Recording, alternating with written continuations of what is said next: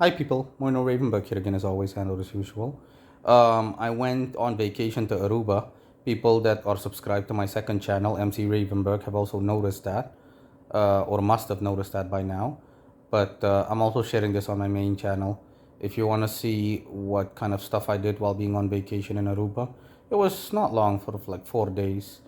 Then wait until the end screen to see the playlist called Aruba, or check the link in the description below.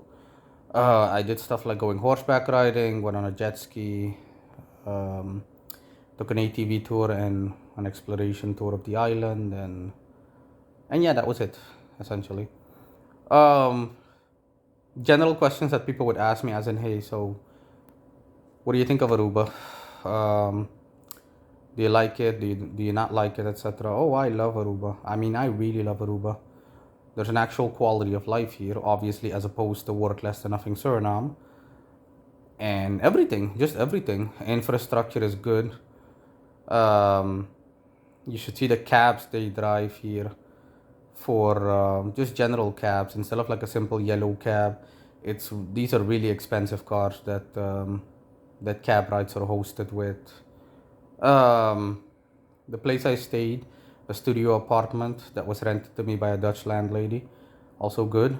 They speak English, Spanish, and Dutch in Aruba, or English, Dutch, and Spanish.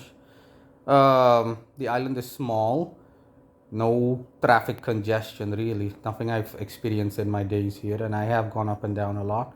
Especially if you live in the center, or if you occupy yourself in the center, there is um, there is a lot in the way of moving around, commuting. You can easily walk to any location as long as you're capable of like walking at least 2 to 3 kilometers. Then you can easily get somewhere. So everything essentially is within walking distance.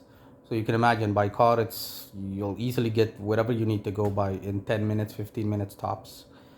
Their airport is called Queen Beatrix International Airport. Even despite the fact that it was nighttime, I got here in like 20 minutes when my excessively delayed flight, thanks to Suriname Airways, obviously. How can it be anything different? Then, yeah. I managed to reach my apartment with airport taxi in 20 minutes. And for the rest, there is nothing I can say in the way of drawbacks, with the exception of the fact that Aruba is a dry island. I mean, it's really dry. Think of Arizona in the US. That's what Aruba is like. If you go outside the city, it's nothing but cacti. Even in the city, in urban areas, the vegetation consists of nothing but dry vegetation, cacti, so cactuses, um, and just general vegetation that doesn't require a lot in the way of moisture to grow.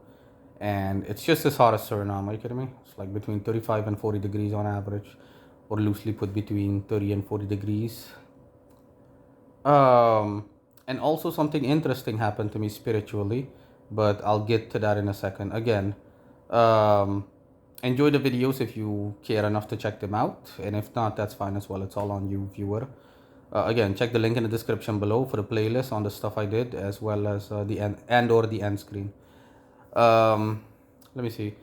Before I go, their currency is the Aruban florin, and it holds up quite well to the American dollar. The exchange rate is from American dollar to Aruban florin is 1 to 180. So one American dollar singular equals $1.80 Aruban florins. That's quite good considering the fact that Aruba only has 100,000 people. Can you imagine that? And yet, look at their produce. Their GDP, their gross domestic product or produce is 3 point something billion, 3.3 billion. I mean, nah, Aruba is great. It's part of the Dutch Antilles. It's part of the three sister islands, like they're called the ABC Islands: Aruba, Bonaire, and Curacao. I um, I chose Aruba, and I do not regret my decision. I mean, I really like it here. Um, but there's no complaints. Oh yeah, last but not least, I finally managed to swim in like ocean water, as in beautiful transparent water, which I never managed to do because in Suriname, doesn't matter how close you get to the Atlantic Ocean, there are nothing but mud. You're surrounded by nothing but mud banks, and it makes the water literally look like water from a cesspool. You can't see a single thing in the water, and it's disgusting. It looks disgusting as well as is disgusting. Um, but yeah, I actually managed to swim. You'll see that in the footage if you care enough to check it out.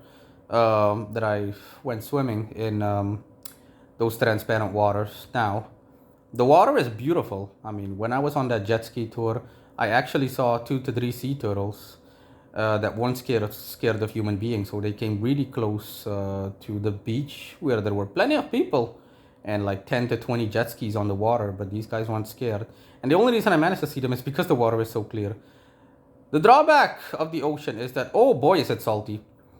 We're talking about I had a brief cut and scrape. I have some minor cuts and scrapes from when I went swimming in an underwater cave um, in a coral reef environment. And oh boy, you're immediately reminded of the fact that it's super intense salt water because those cuts and scrape, they keep burning the second it comes into contact with the ocean water. And yeah, it I mean, what can I say? I love the fact that the water is so beautiful, blue and transparent. What I dislike the fact is that it's so heavily salted. I mean, you can easily overdose on that thing. If you take like 3 gulps out of the Atlantic Ocean, it's like game over. It's just like you can easily die of saltine poisoning. It's called in any case of salt. You can overdose on salt from the Atlantic Ocean. In any case, that's it, guys. Bye bye. I'm recording this video miscellaneously in relation to the apartment that I'm staying in. The apartment I'm staying in, when I first landed in Aruba, every spirit in Aruba more or less took notice of me. And my apartment specifically has a couple of spirits, but primarily there's one guy. He's a dead guy. He keeps sitting in that chair that you're seeing, the chair to the left. And I'm simply leaving him be. I can easily like vanquish him by doing this, but you know, live and let live is a general policy of mine. And what else can I say? Other than that, you had like a huge ogre-like spirit that, generally speaking, walks alongside the hallway that connects my living room to my bedroom, and 2 nude girls. But these are the girls are a black one or a mixed race, one black mixed something, and a white girl. But they they're also dead people, but they have more pagan affinities, or they're more paganish in nature, and the ogre obviously is a thingy. Is the ogre is a miscellaneous drifter spirit. But when he walks, usually it's like boom, boom, boom. When I first came in here, I mean, when I first took hypothetical refuge in my apartment. Last but not least, I need to point out that the first time I mean, when I first took up in the apartment, when I first came to stay here, all of these guys, they gave off a creepy, eerie, they're not malevolent, but they give off a creepy vibe, a vibe that's eerie and that gives you a slight sense of impending doom. Not so much, but only in a matter of speaking. It's just more creepy. I mean, if someone else, the average person, would have noticed it, it would have been like unsettling. They have an unsettling vibe about them. That's all. Bye.